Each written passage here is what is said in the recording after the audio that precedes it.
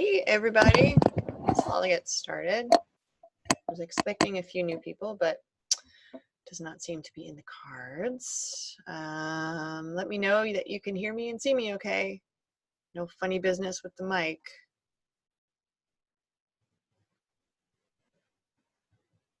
Thank you, Stuart. How are you feeling week after your race? You feeling pretty good? Thanks, Lori. Better. Yeah, it can take a little bit. Have you run yet? Thanks, Pat. Thanks, Nina. All right, well, that's good. It's too hot to run outside. Okay, let's see what we've got going on here today. Announcements, nothing major really, but any Move Well members, Pat, you ran yesterday. Yeah. Before I get into the announcements, I just want to say, first of all, Hallelujah Friday, because I've been watching that weather forecast like a hawk.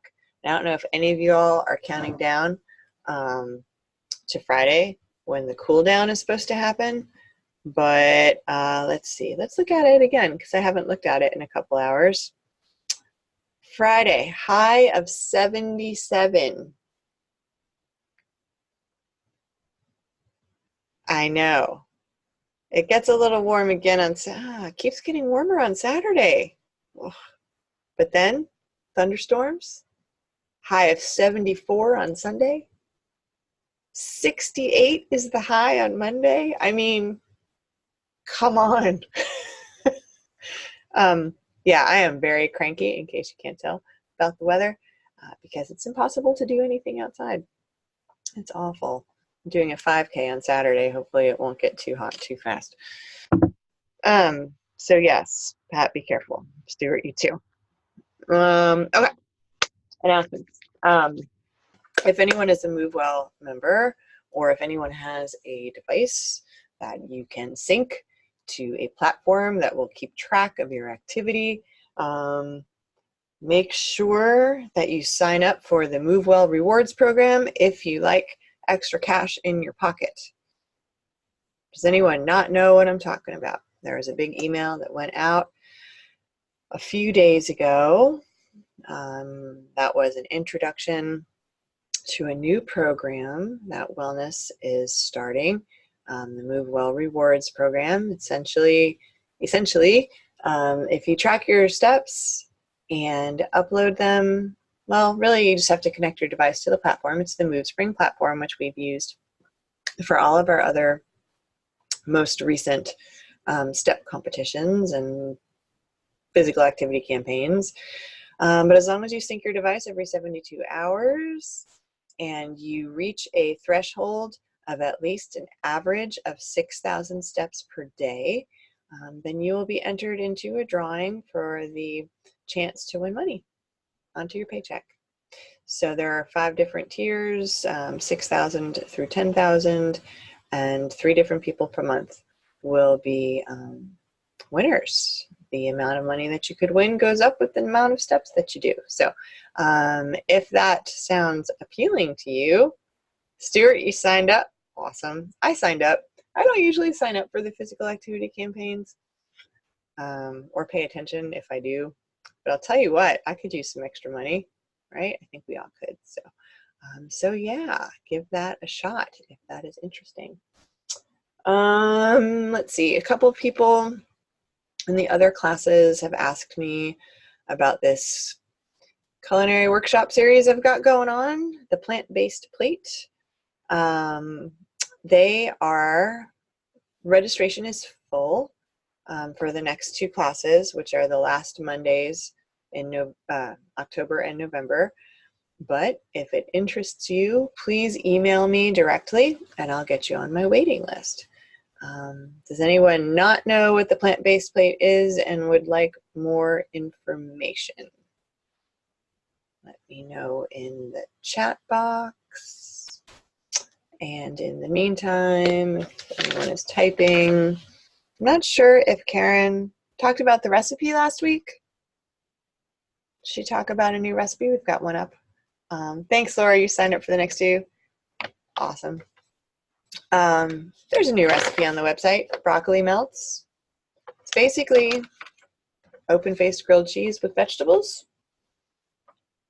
Grilled cheese is delicious. Why not add vegetables, right? So if you know that your kids or grandkids like grilled cheese, why not put some broccoli on there? Broccoli seems to be a good gateway vegetable for a lot of people. They won't eat vegetables, but they might eat some broccoli. And that's all this is. So if that appeals to you, this is not my actual recipe. It's from Smitten Kitchen, which is a blog that I really enjoy. But I did have a recipe like this, very similar to this. It was broccoli and mushroom, I think, way back in the day. It was my very, very, very first published recipe back in the 90s in a cookbook for a vegetarian restaurant that I used to work in New Haven, Connecticut. So fun fact for you all. Maybe more fun for me. Okay, next we have a fun food. Speaking of fun facts, we've got a fun food this week, and it is on the website. But this is what it looks like in real life. Pitos. Not to be confused with Cheetos, but they're totally trying to confuse them for Cheetos because that's what they are. They are a crunchy cheese corn curl. I think that is an industry term. And they look like a Cheeto. They're crunchy and cheesy. And they're pretty delicious. What's the difference? Well, instead of flour being the primary dough ingredient, the flour that they use is pulse flour. So it's a blend of pea flour, lentil flour, fava bean protein, and pea fiber. After that, it kind of looks the same as Cheetos, okay? But the fact that they're using this pulse flour blend means that there are 4 grams of protein per serving and 3 grams of fiber per serving. Now this bag, using my iPhone for scale, okay, this bag is 3 servings. But if you like crunchy, cheesy, salty snacks, they're pretty good. So, still a snack, still 130 calories, 8 grams of fat, 12 grams of carbs. But definitely more nutrition than Cheetos. And they are seriously delicious. I brought some to Run Group last night and surprised everybody. You can get them at Kroger and other places. Whole Foods, Target, Amazon. So if you like those, let us know. Okay. Any questions for me? Let's see if we got any new people. No, still? Yep. All right. Okie dokie. Well, I guess we'll get started. We're talking about carbs today, as you can see, and I have remembered to hit record, so we're good. All right, I'm gonna minimize myself because that's distracting. Okay, so we're talking about carbs, and I don't know, man, carbs seem to be the villain as of late. They've been the villain before, right? The keto diet is an extreme version, but there have been low carbohydrate diets around for a very, very long time, right? Even predating Atkins. So periodically, people stop eating carbohydrates, okay? Or maybe they're trying to minimize them. Maybe they are minimizing them while still keeping nutrition in mind. Totally doable. Maybe they're just cutting out all carbs because they believe all carbs are bad. Okay, I'm not going to pick on anyone here today, but maybe some of you have shared in this mindset once or twice in your life. So we just sort of want to clear some things up when it comes to carbs. And first, I want to ask you, what comes to mind first when you think of carbs? Any thoughts or thing, or what's like your free association? Bread. I think both of you typed that simultaneously. Yeah. Is bread something that you guys feel like you're limiting? Limiting to an uncomfortable extent?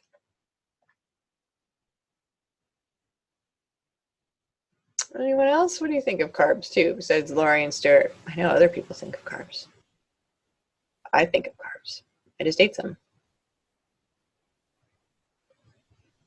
Limiting white bread, like French and Italian, my two favorites. Oh, I hate to hear that people are limiting their favorites. Do you feel limited or do you feel like you're just reducing? Pat says chips and sugar and breaded products. That's what comes to mind. You love a French baguette. Yeah, me too. White bread makes me sleepy. Mmm. Yeah, particularly too, and we can talk about food combining, but that is a common issue that people say, right? If they're eating something that is a refined carbohydrate, and white bread is a perfect example of that. In fact, white bread is the base of the entire theory of the glycemic index. It's like the initial measurement, the baseline measurement, white bread is. We eat a whole grain bread that's really good with little seeds and nuts in it, really yummy. So you don't feel deprived so much. You're just eating maybe a little bit differently, Lori. That's what it sounds like. Although, once in a while, French baguette, it's hard to substitute. No shame in having a little French bread or Italian bread once in a while. It's hard for us Connecticut girls not to eat Italian bread once in a while. Yeah, exactly. That's right, Lori. So yeah, looks like bread seems to be the winner here, and maybe some chips and some sugar, and breaded and probably fried products. So yeah, pasta. Yeah, that would be a carb, absolutely. Maybe one that some people try to either limit or watch their portion size of. I'm sure that you all can sort of guess what Karen and my philosophy is on that, of course. Enjoy what you like, but maybe look at your portion sizes and your frequency too, right? Because there's so much out there in the world of food to begin with, but totally in the world of carbs in particular, there's such a spectrum, right? Yeah, whole grain pasta, that's going to be on a different part of the spectrum than regular white flour pasta, right? I was talking to a consult about this yesterday. I'm not sure how much of my spectrum you can see here, but on one side of the spectrum, you've got things like sweetened desserts, like soda, Gatorade and Powerade, sweet tea, right? All of those heavily sweetened beverages. And then, you got your juice, right? And then maybe you've got, I don't know, refined like pasta, white bread, that kind of thing, white rice. Then you've got starchy vegetables like potatoes. Then slightly more down the line, you've got sweet potatoes and corn and things that have a little bit more fiber. And then you've got like your whole grains and your whole cereals and that sort of thing. Huge difference between all of those, but they're all carbohydrates, right? And I didn't even mention fruit and dairy. Okay, those belong on the spectrum too. So definitely more on this side, closer to the whole grains than to the sweet tea, but there's a lot, right? And it doesn't make sense to really take away a giant portion of the foods that we eat, because most of the food that we eat as humans contains carbohydrates. Okay, beans, didn't mention those. Beans and legumes, nuts and seeds, starchy veggies, even regular veggies contain carbs. The non-starchy veggies, they still contain carbs. Dairy, fruit, cake, right? All of these things are going to contain carbohydrate. Now, I think where it gets a little bit murky is that people want to make sure that they're eating smart carbs because they've heard that carbohydrate intake is implicated in weight gain, right? And if you're looking to eat for weight loss, then you might be tempted to take away something that's causing you weight gain. Now, I'll tell you what, carbs in and of themselves do not necessarily cause weight gain. If you eat too many, and if you eat more than your body requires, more calories than you require, right? Yes, you are going to gain some weight. And if your intake is out of balance, then that can cause some problems down the line, right? If you're eating carbs to the extent that you're not eating other foods, sure, that can cause some health issues, right? But there's, again, a large spectrum between not eating any carbs and eating too much, right? And lots of times we tend to swing from one to the other when such dramatic fluctuations really are not necessary, all right? Because as it says here on the handout, carbohydrates, one of the 3 macronutrients. They are macro because we need to eat them. Your body needs them to function properly, okay? Because what happens, carbohydrates, when you do eat them, they start to get digested right in your mouth. That's how important they are. Your body can't even wait to start digesting them. The digestion starts immediately, right? As soon as your saliva hits it. Goes on into your small intestine, and carbohydrate products are converted to premium fuel almost immediately, right? And that premium fuel is going to be called what? What do carbs get converted into so quickly? That is the primary fuel for the body. Well, now sugar is, maybe they get broken down into a simpler sugar. Absolutely, Stuart. But what is that even more basic building block that builds, it's the building block of all sugars as well? Does anyone know? Remember, all of those sugars end in OSE, and there's one that is the most basic of them all. That's going to be called glucose. Okay, so glucose is our body's most efficient fuel. Okay, it is the one that runs our body with the well, I hate to repeat, the most efficiency, without any sort of byproducts, okay? And it gives your cells the energy that it needs. We need glucose, all right? Are there different ways to get glucose? Sure. Do you even need carbs to get it all the time? No, your body can make glucose from other sources, such as amino acids. However, it is not as efficient, and it can come with some not so desirable byproducts, which we'll talk about in a minute. But essentially, when you eat a food, okay, it gets digested, the glucose gets released into your blood, and then our friend insulin comes marching along out of our pancreas to help get that sugar out of our blood and into our cells where it needs to go. So when I say cells, I mean muscle, I mean tissue, I mean organs, that sort of thing, because that's where the energy needs to go in order for us to function. Now, if our insulin either is AWOL or it's tired and not working as well, that's where we start to see things like high blood sugar, prediabetes, type 1 diabetes, or type 2 diabetes, right? Our insulin either is not present or is not functioning as well as it could. And so when the insulin can't get the glucose out of our blood and into our cells, that means it's hanging out where? It's hanging out in the blood, right? And so that's when we start to get those high blood sugar readings. Okay, that makes sense to everybody?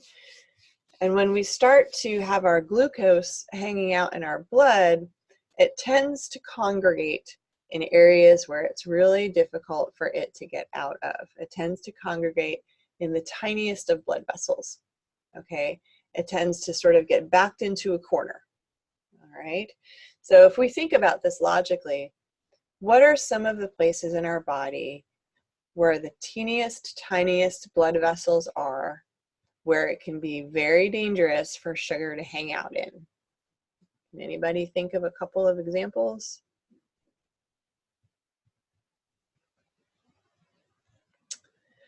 Yes, your heart does have teeny tiny blood vessels, absolutely.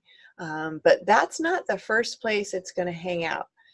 Stuart, that's an interesting answer, the brain. There's a lot of research being done right now to see how blood sugar levels and insulin levels are affecting things such as dementia and Alzheimer's. But even before that, right, it's going to start hanging out in places like your fingertips, okay, like your feet, all right, teeny tiny blood vessels. That's why when you cut your finger, it bleeds so much, because it's so easy to cut those little blood vessels. Behind your eyes, all right. Now, if you think about it, if anyone here has diabetes, or if anyone here has a family member or friend with diabetes, what are the parts of the body they tell you to be extra special careful with? They tell you to be extra special careful with your feet, right? You always got to check your feet and make sure that you don't have any sort of cuts or sores there that you weren't aware of. They tell you to be careful about tingling neuropathy in your fingertips. They make sure that you get your eyes checked regularly, because unchecked blood sugar levels that might be sitting a little bit too high can mean that your sugar is hanging out in these places where it can do the most damage. And that's why it's important for people who are living with diabetes or with prediabetes, or maybe have a tendency toward high blood sugar, really are going to be some of the people that are the most mindful and the most intentional about the kinds of carbs that they do intake, as well as the portion and the consistency of those carbohydrates, okay?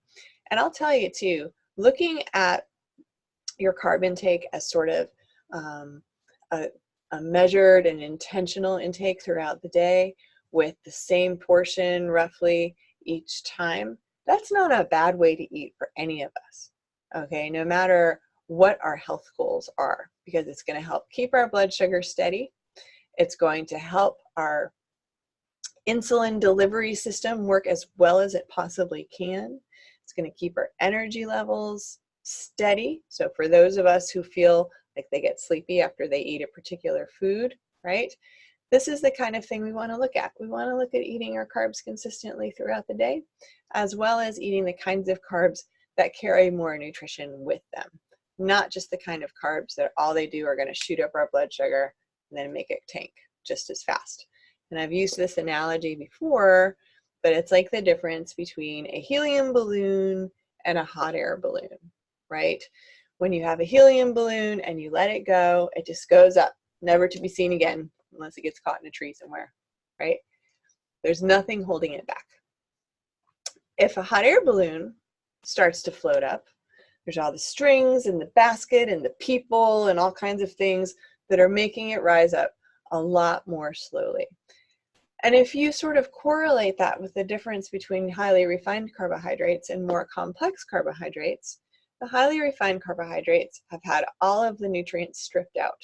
They've had the fiber stripped out. They've had the healthy fats stripped out, all really for the name of shelf stability and more profit, right? Because if a company strips those out, not only are they making a product more shelf stable, but they can also sell the things that they've stripped out. So you're comparing that with a more complex carbohydrate, which has the fiber intact, which has the germ intact, okay? And it's more ballast, it's more weight, it's more stuff that keeps that balloon from rising quite so high. Okay, so that's what we want to look at. Not only choosing carbs consistently throughout the day, but also more complex carbohydrates more frequently. And just as another aside, did anyone click on the One More Thing link in the weekly email this week? If you haven't, it is, I like a pun, some of you know, but food puns are one of my most favorite of all the puns. And so the One More Thing link clicks over to a cartoon that is one of my favorite food cartoons. So if you forget what it is, or if you haven't clicked on it yet, please do and have a chuckle, courtesy of Karen and I. Okay. Any questions with the sort of very easy peasy biochem 101 that I just went over? Any questions about carbs and insulin and glucose and all that? No questions? Okay, so we know that a carbohydrate is one of the macros. We also know that there is sort of a recommended range, right, as far as amount of carbohydrates per day. We'll get into that. There's not a static number, though. We'll talk about that as well. We know that, thanks, Lori. It is one of my favorites. I hope everyone's clicking on it and looking at it now. All right. We know that carbohydrates give us energy, the right kinds of carbohydrates in the right portions or something like that. They can fuel us through busy days. They can fuel us through a lot of tough workouts too, particularly if your workouts involve speed or bursts of strength, right? Our carbohydrates are going to give us that quick burst of energy. It can also, when combined with other macronutrients, give us the kind of sustained energy that we'll need for longer workouts, like longer hikes or longer runs, right? But especially those high intensity workouts, carbohydrates are really going to fuel us. And it can fuel us afterwards as well when we're looking at workouts or physical activity, right? Because after we do work out, we want to make sure that we can get the energy that we need to recover from carbohydrates afterwards. And I'm talking about a workout that lasts more than 90 minutes, okay? Not maybe a 30 or a 60-minute workout. You don't really need any carbohydrates afterwards, but 90 minutes, I would say yes. Because you want your body to be able to replenish the muscles that it worked during the workout. And you don't want the body to have to take energy from the muscles in order to help with your recovery. Okay, so that's why it's important. But still keep in mind, you know, sometimes we'll have people ask us or ask some of the trainers at Move Well, like, hey, you know, I saw this training and nutrition plan for this athlete that I really like and I want to be like, and so I want to eat the same way and train the same way as this particular person.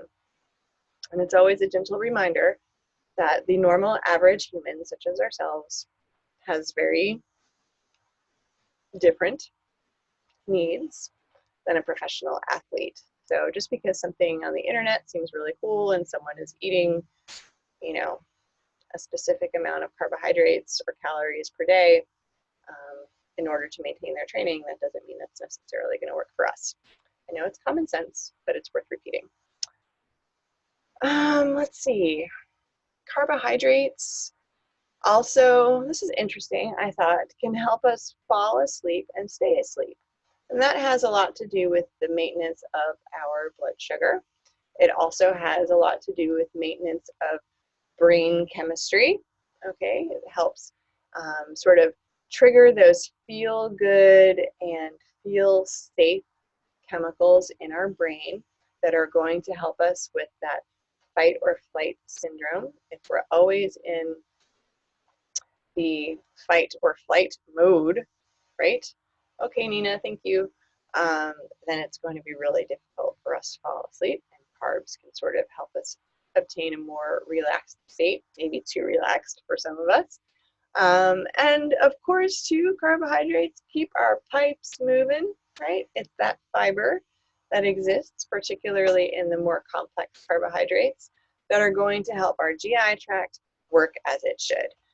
You may have experimented with a low carbohydrate diet before, or you may have friends or family that have, and maybe you've noticed that constipation is going to be one of the side effects of a very low carb diet.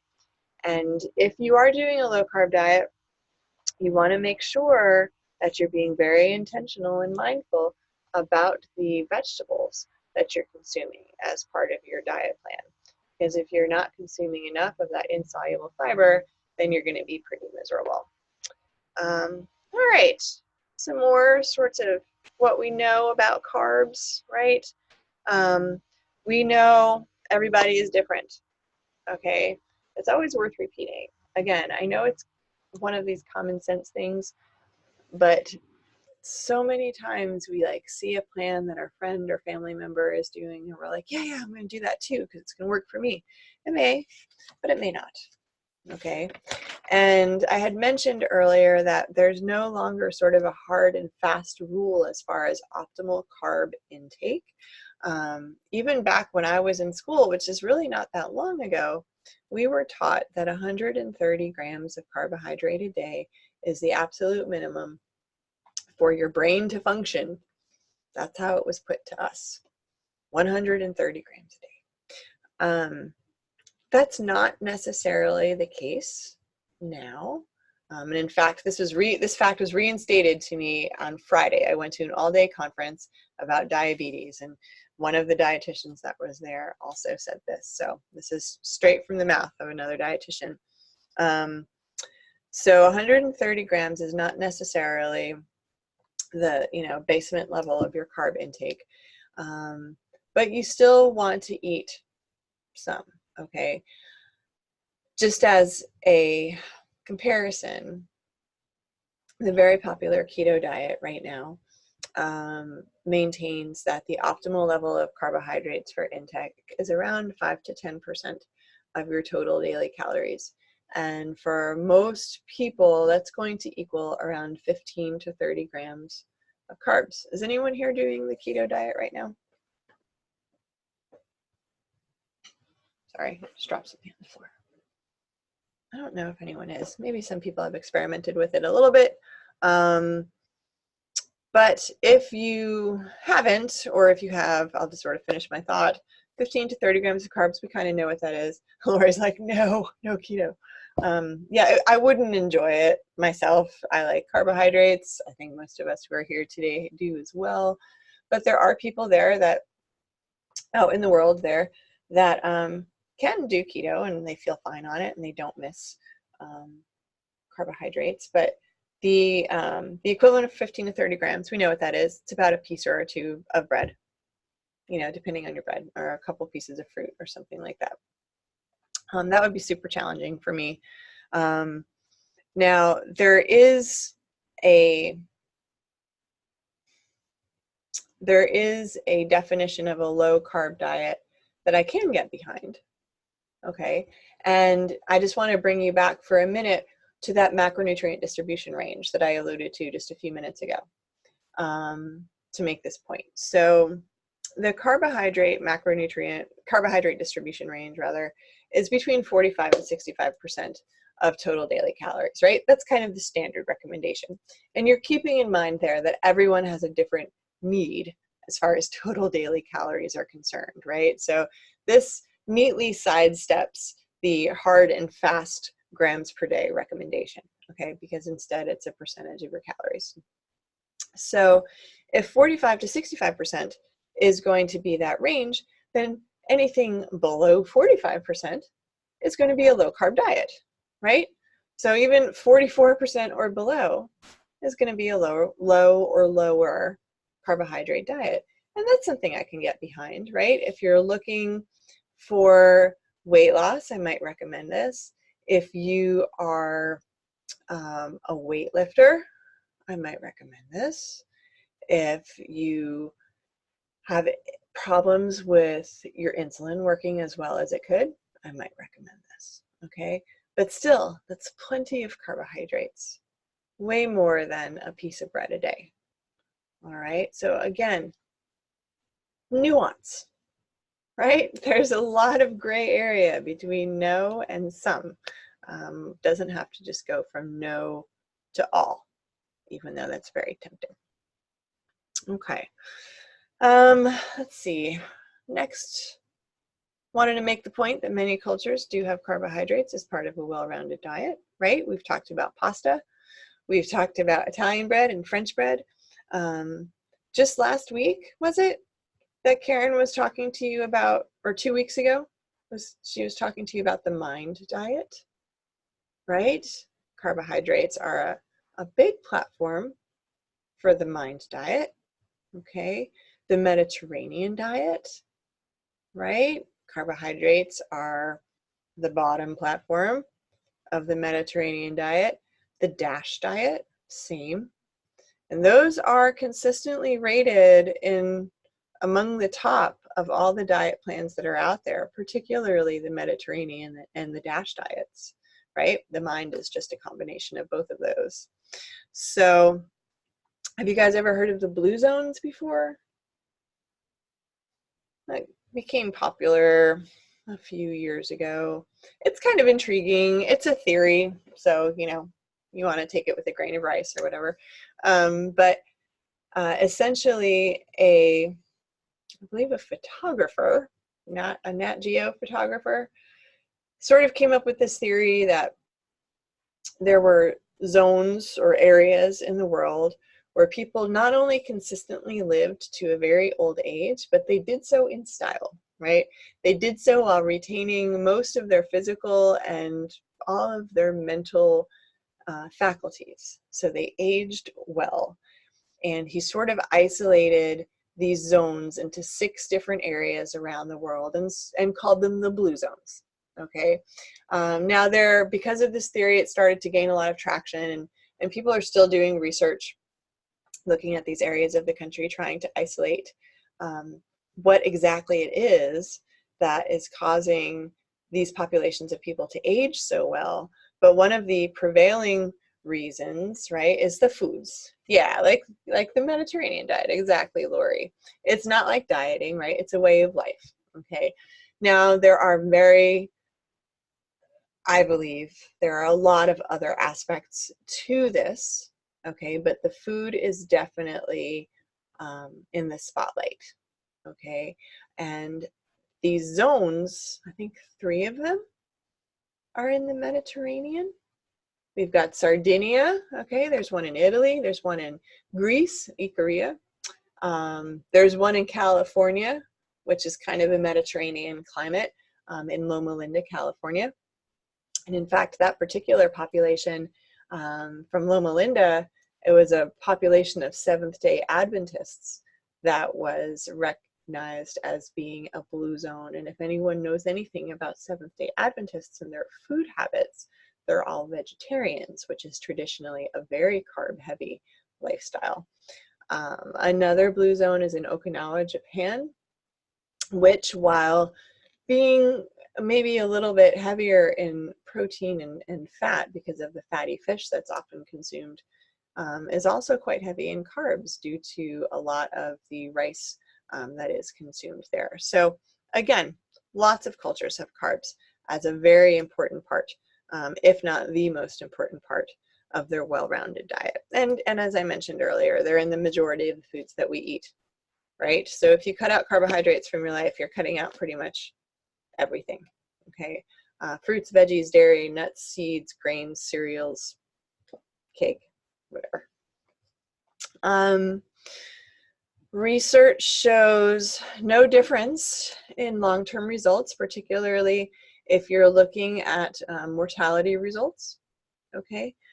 There's no difference really in how you eat, but in a low-carb or a low-fat diet. So if one appeals to you more, then I would recommend that you follow that one. And the research when it comes to weight loss shows slightly better results on a low-carb diet for the first 6 months, but once those results are looked at after 2 years, the results are no different. The weight lost is no different. So again, find something that you like, find something that you can follow for the long term, and that's what's going to work for you.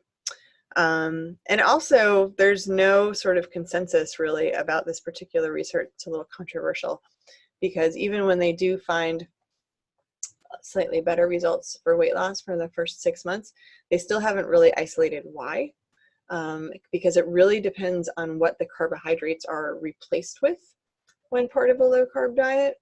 You see different results whether the carbs are replaced with plant proteins versus animal proteins, or plant fats versus animal fats. So there still needs a lot of work needs to be done. As I mentioned, glucose is your body's most efficient energy source. I also mentioned that other foods can be converted to glucose, but it's just not going to be as quickly. It's not going to be as efficient, and it's not going to have as many byproducts. One byproduct that's being looked at a lot with very low carb diets is that it seems to lead to more inflammation in the body.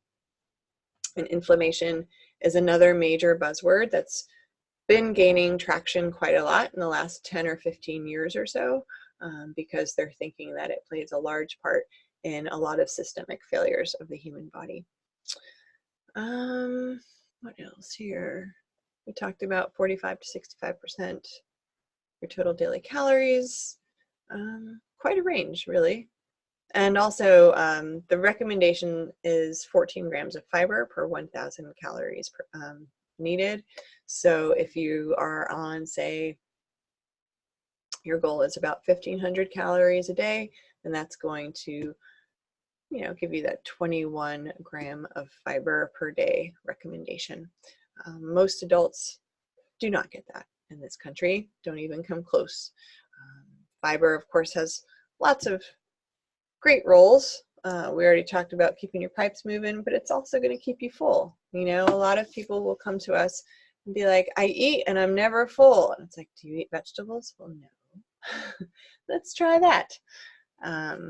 But that feeling of satiety is one of the, to me, lovely parts of eating.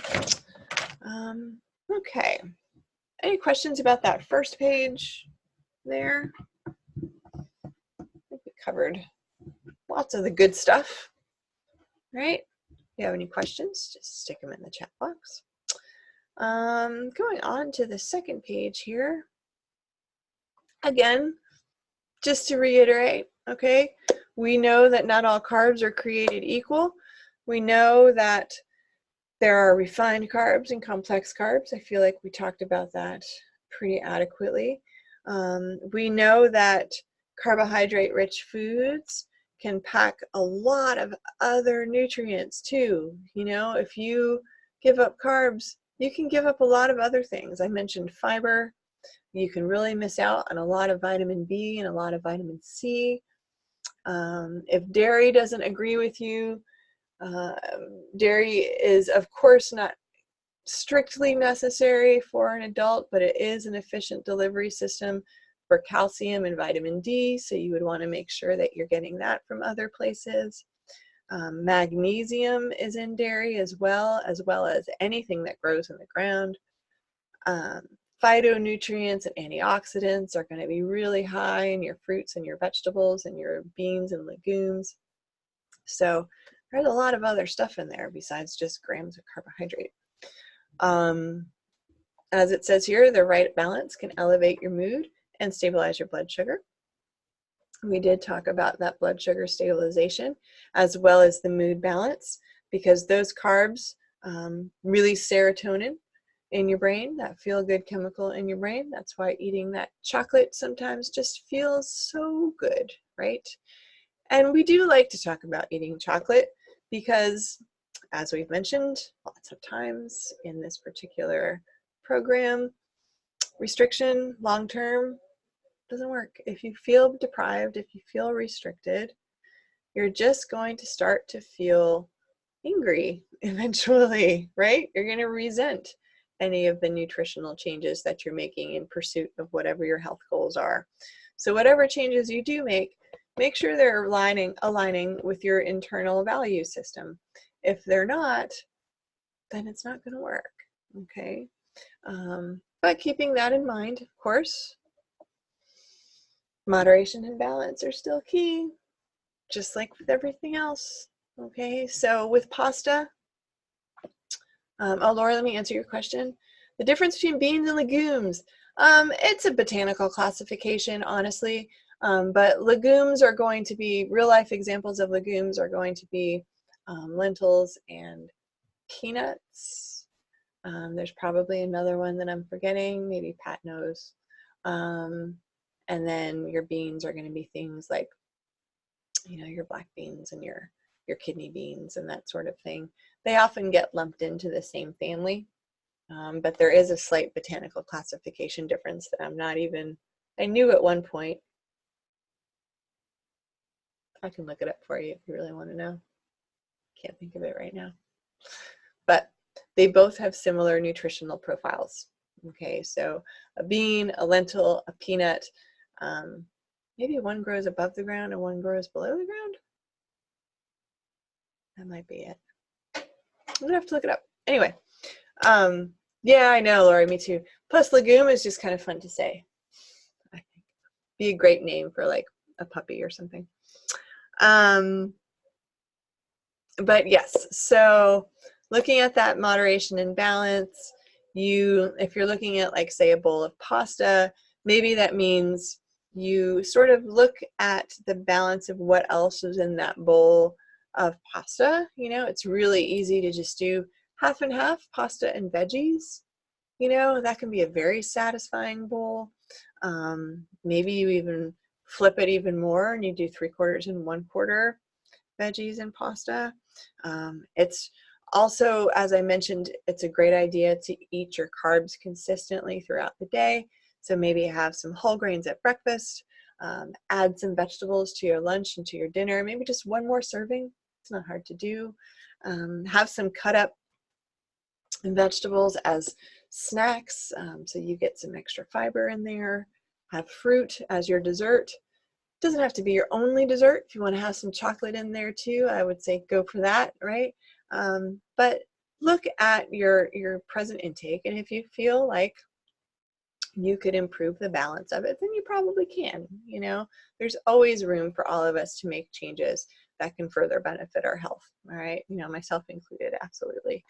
And lastly here, of course, I think I've mentioned this many times in many ways, but don't believe everything you read, maybe even including this handout, but certainly on the internet, right? We can always just keep looking things up on the Google until we find something that we agree with. That's that good old, our friend, confirmation bias. That doesn't necessarily make it right, right? So make sure that you're continuing to look for nutrition information on reputable websites. Those are generally ones that are going to end in .edu or .org, not so much .com, right? Right. All right. So that was the quick and dirty about the carbs. Was there a particular topic about carbohydrates that anyone was kind of hoping that I would get to today? I know a lot of this is review, but when you just start reading, you know, from so many people or hearing from so many people like, oh no, yeah, you can't eat carbs. Carbs are bad. I just feel like we need to clear the air. So, any questions for me?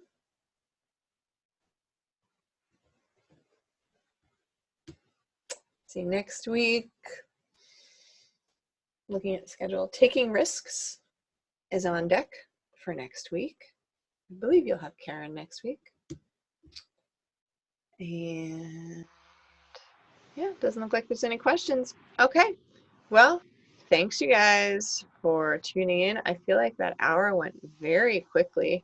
Hope it did for you too. So if anything pops up, you know that you can email us.